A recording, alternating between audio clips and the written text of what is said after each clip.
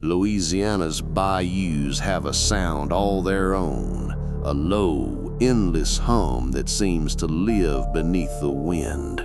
The locals say the Bayou despair hums loudest when it remembers. They call it the Singing River, though no one really wants to hear what it's singing about. Some say it carries voices of the drowned. Others believe it's just the shifting current through hollow cypress roots. Either way, if you listen long enough, you start to hear words. When I moved there in the late fall of '89, I wasn't chasing ghosts. I was running from myself.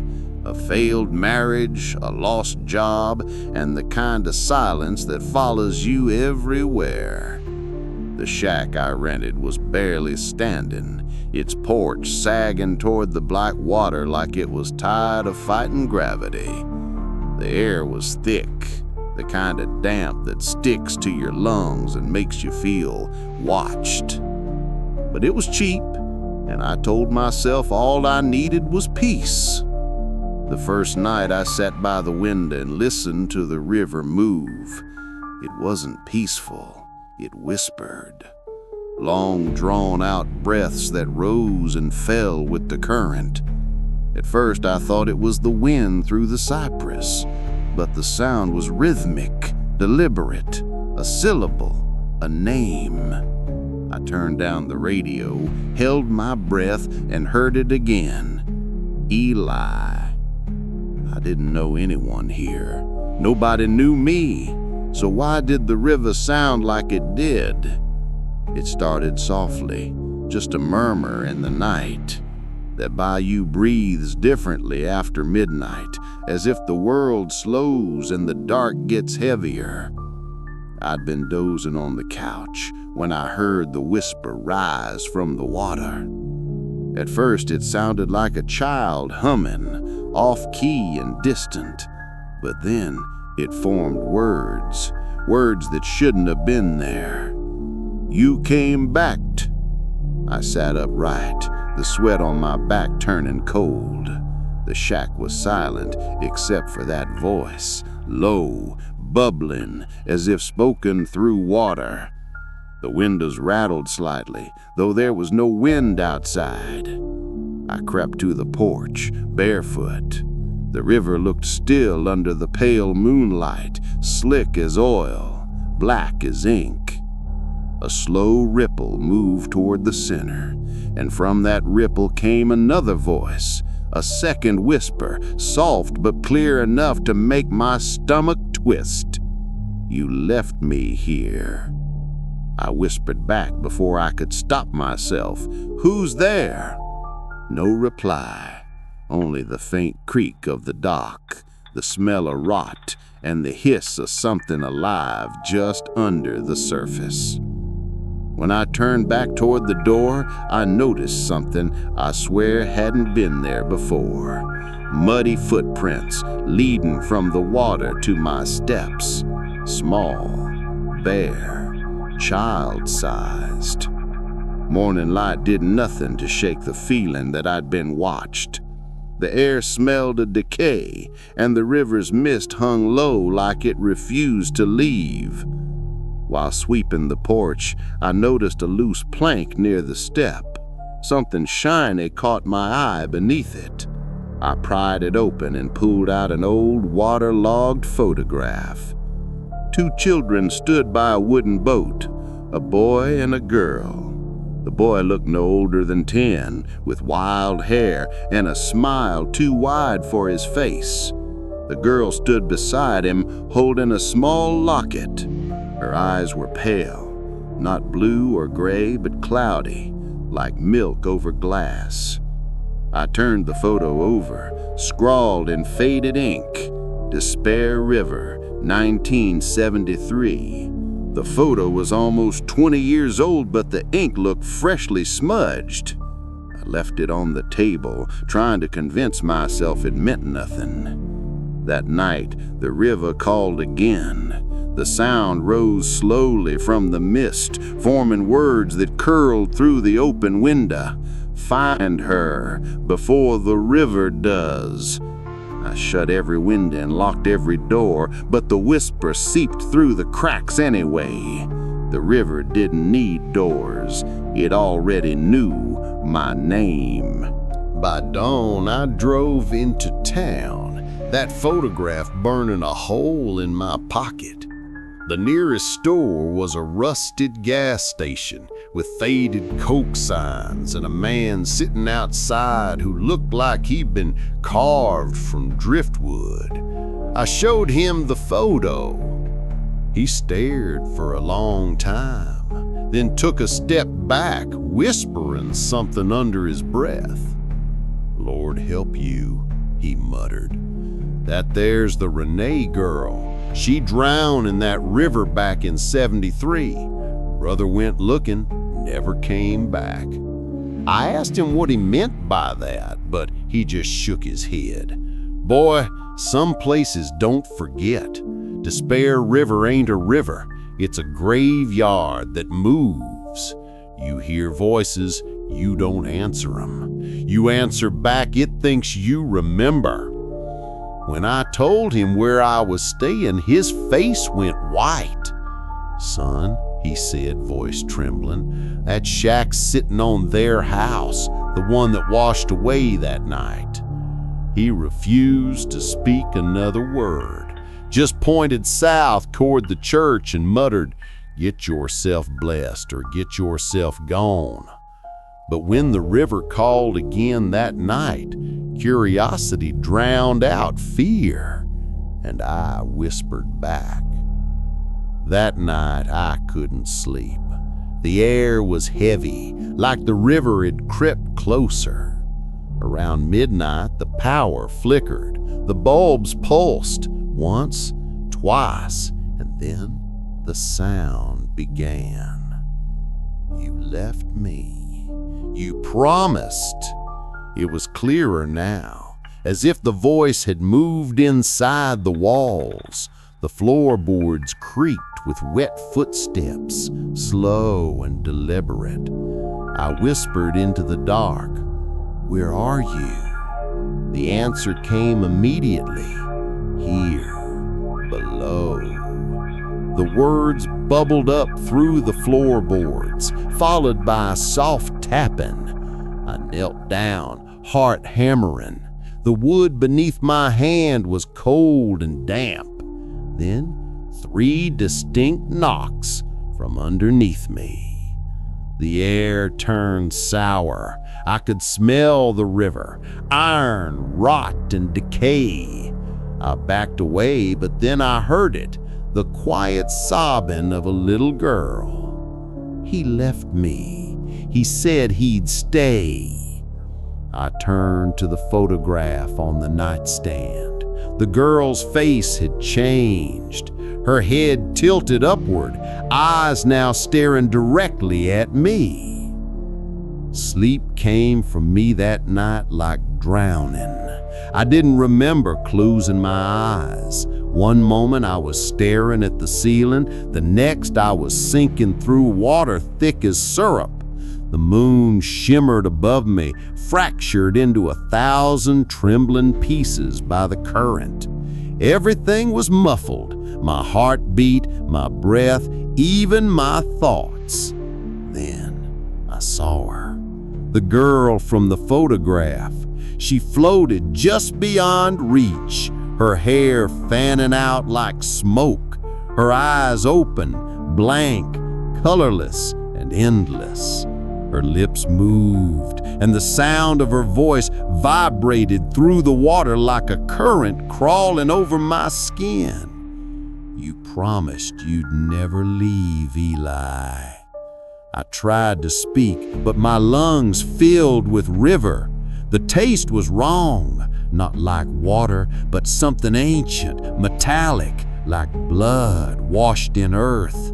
She reached for me, and though every part of me screamed to swim away, I froze. Her fingers wrapped around my wrist. "You promised you'd never leave, Eli." I jerked awake, gasping, my sheets soaked. the sound of the river whispering just outside the window. When I turned on the lamp, I saw it. A perfect bruise around my wrist, small, thin, like a child's grip. The whisper came again, clearer this time, but now it wasn't outside, it was in my head. Don't leave me again. The next morning, I tore through the shack like a man possessed. I searched under the floorboards, through every drawer, behind every piece of rotted furniture. Something was there. I could feel it. The whisper hadn't left, it just waited. That's when I found it. A small, rusted locket wedged beneath a floorboard. When I pried it open, the hinges screamed. Inside, behind cracked glass, was a photograph of the same two children, the same pair from the photo I'd found before. Only now, the image had aged, the ink warped, their smiles faded into something hollow. I turned it over, etched into the metal, almost too faint to read. E and R forever. Eli and Renee. The name clung to me like humidity. My pulse quickened. The name Eli, it echoed through every whisper, every dream, every voice beneath the floor. I wanted to believe it was coincidence, but my chest tightened every time I said it aloud. The night came heavy. The air felt thicker than usual. The smell of the river stronger. I sat at the window, the locket in my palm, and waited for the voice. When it came, it was no longer soft. It was angry. You left me to drown. You said you'd stay. You lied, Eli. The walls began to tremble. The window panes warped. Water streaked down from nowhere. I dropped the locket. It clanged against the floor, and a reflection of the girl shimmered inside the metal. She was staring up at me, smiling. By dawn, silence returned, the kind that hums like a warning.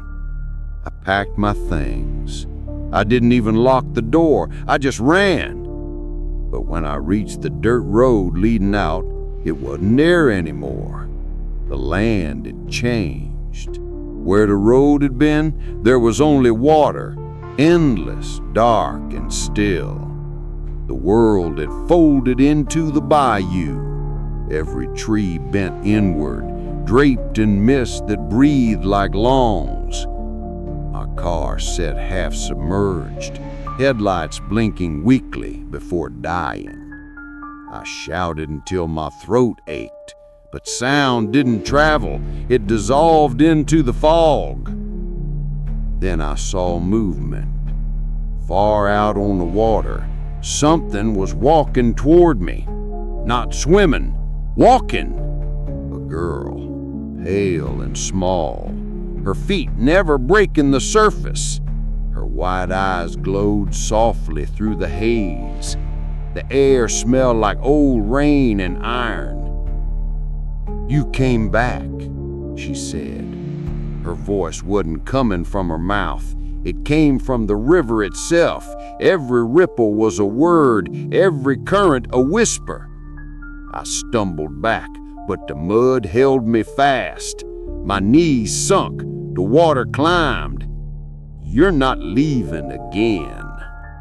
Her face flickered, shifting between the child from the photograph and something else, something ancient, twisted by years underwater.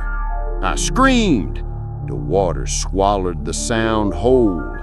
The last thing I heard before it reached my chest was her laughter, the sound of a memory finally catching up.